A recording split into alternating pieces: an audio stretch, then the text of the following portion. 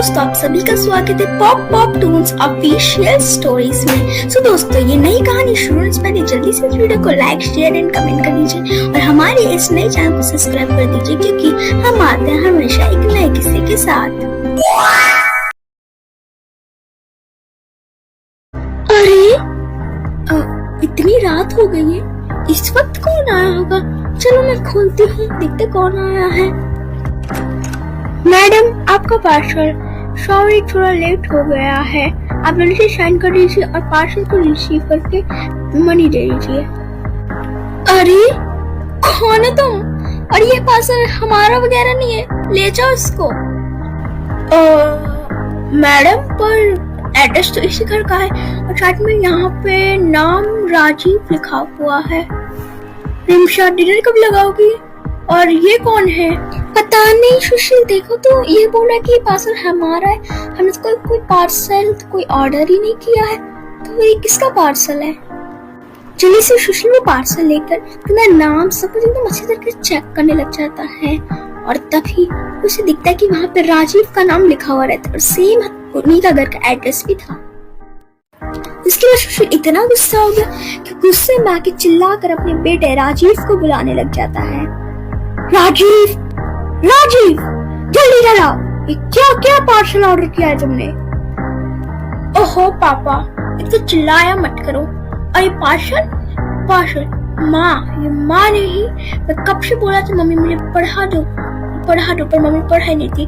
बोल रही थी फोन से पढ़ो। मैं फोन ले लिया और मम्मी ठहरी अमेज़न से क्या क्या ओपन कर लिया था मम्मी ने, जिसकी वजह से गलती से क्लिक हो गया और वो ऑर्डर हो गया। और जब मैं मम्मी को बता रहा था, मम्मी एकदम नहीं सुनती है और चुपचाप मुझे चिल्लाते हुए मुझे भगा देती है। आप ही बताओ पापा, अब मैं क्या करूँगा? बेटा राजीव, तुम झूठ क्यों बोल रहे हो? मुझे अमेज़न का कुछ पता नहीं और मैं खोल के करूंगी क्या? और तुम्हें बेटा, ऐसा कौन सा वक्त था जब मैं तुम्हें कभी नहीं पढ़ाती? वो तो हर एक वक्त था जब मैं तुम्हें पढ़ाया करती थी। तुम झूठ क्यों बोल रही हो? और ये कब की बात बोल रहे हो ये तुम?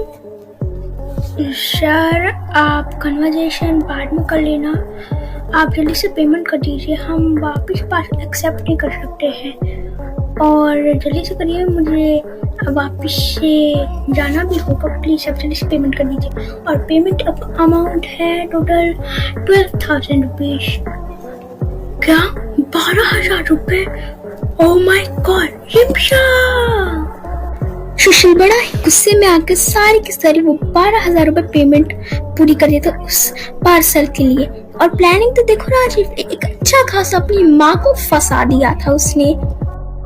और जैसे ही सुशील जब वो पार्सल खोल के देखता तो उसके अंदर एक गेम कंसोल था जो कि काफी ज्यादा बड़ा और कॉस्टली तो सामने से दिख रहा था। राजीव मन ही मन इतना खुश हो गया था कि पूछो ही मत। अपनी माँ के ऊपर इल्जाम लगा के उसको बड़ा मजा आया था, क्योंकि वो तो जानता था चाहे वो कुछ भी कर ले, सारा दोष तो उसकी मम्मी पर ही आएगा। पर उधर रिमशा, ऋषभ क्या है रिमशा? तुमसे एक लड़का भी संभाला नहीं जा सकता? अब तुम इस घर में आई इसलिए हो, मैं कहाँ तक तुम्हें डांटूंगा? हाँ, तुम्हें तो लग रहा है कि बस मैं डांट रहा हूँ। हाँ, बस कुछ वक्त का बकवास है, सुन के भाग जाएगा, सुन लेती हूँ, उसके बाद चला जाएगा। ये यही सोच रही हो ना तुम अब से? ओह हेलो, चुप हो जाइए आप, बहुत बोल चुके हैं तब से। मैं कुछ बोल नहीं रही हूँ तो इसका मतलब ये नहीं कि मुझे कुछ बोलना नहीं आता है। बच्चों को संभालना मेरी रिस्पॉन्सिबिलिटी नहीं है, आपकी भी है। आप भी तो बाप है कि सारी रिस्पॉन्सिबिलिटी मम्मी को पास किया जाता है। हाँ, और आप अपने बेटे को समझा नहीं सकते हैं जो बार बार मोबाइल में लगा हुआ रहता है? हाँ, आज तो मैंने किसी तरह सुशील को बोल दिया, पर मेरे ही बच्चे होके वो मुझे फंसा के गेम वगैरह ये सब मंगवाते हैं। ओह माय गॉड, ये सब हो क्या रहा है? क्यों मेरे बच्चे ये सब कर रहे हैं? आखिर क्या कमी रह गई है? सुबह हो जाती है, मतलब अगला दिन हो जाता है। अगले दिन ही राजीव और दिव्या दोनों का एग्जाम था, पर शायद दिव्या थोड़ी नर्वस या फिर दुखी थी, जैसे कि उसको पेपर आता ही ना हो। कुछ ही दिनों में रिजल्ट भी आ गया और दिव्या रिजल्ट बोर्ड देखकर हैरान हो जाती है, क्योंकि वहां से 1 से लेकर 27 तक के रोल नंबर वाले स्टूडेंट सारे ही पास हो गए थे, पर बाकी फेल हो गए थे। और राजीव का रोल नंबर था 20 और दिव्या का रोल नंबर था 29, जिसकी वजह से दिव्या फेल हो गई थी और वो बहुत ज्यादा ही दुखी हो जाती है। दिव्या, अब क्या होगा तेरा? तू तो इस मंथली एग्जाम में फेल हो गई है और मैंने सुना है मंथली ये एग्जाम बहुत इम्पोर्टेंट होते हैं। ओहो, तू चुप कर, वैसे ही मूड खराब हो रखा है और ये आगे नहीं देख सकता है क्या तू? ओहो, मूड तो खराब होकर ही रहेगा, पर ये बता तुम घर में पापा को कैसे पढ़ाएंगे? वो तो तुम्हारी जान ले लेंगे। क्या करोगी तुम दिव्या? ओहो राजीव, तू भूल गया उस दिन जब तूने गेम मंगाया था? हाँ, तो उस दिन कैसे ड्रामा करके तूने सारा दोष मम्मी पे डाल दिया था और सारी डांट मम्मी को पड़ी थी। मैं भी वही फॉर्मूला अपनाऊंगी, सारी इल्जाम मम्मी पे डाल दूंगी, उन्होंने मुझे पढ़ाया नहीं ठीक से और घर पे काम करने का नाटक कर दिया। तो सो सिंपल। वाह, कैसी प्लानिंग बनाया है राजीव और दिव्या ने।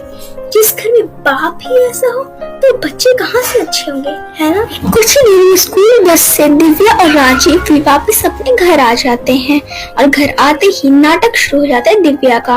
माँ, पापा को तो अभी ऑफिस में होना चाहिए था, पर पापा का बैग भी यहीं पर ही है। पापा बेडरूम में सो क्यों रहे हैं? दिव्या, तुम्हारी पापा की आज छुट्टी ऑफिस की, मैं तुम्हें बताना भूल गई थी। और पापा ही बेडरूम में थोड़ा रेस्ट कर रहे हैं, उसी वक्त से थोड़ा कंप्यूटर में काम कर रहे थे। तुम भी जाके जल्दी से लंच कर लो, बहुत थक गई होगी। दिव्या जल्दी से किचन में जाती है और एक प्लेट पकड़ लेती है और उसके बाद दिव्या काफी सारी प्लेटें तोड़ के वहां से भाग जाती है। और जब रिमशा किचन में आ रही तो वो भी देखती कुछ प्लेटें जमीन पर गिर के टूट गए थे। इसके आगे क्या होने वाला है ये जानने के लिए जरूर देखिएगा हमारा अगला एपिसोड। सो दोस्तों, अगर आपको ये वीडियो अच्छी लगी हो तो लाइक, शेयर, कमेंट एंड हमारे इस नए चैनल को सब्सक्राइब भी कर दीजिएगा।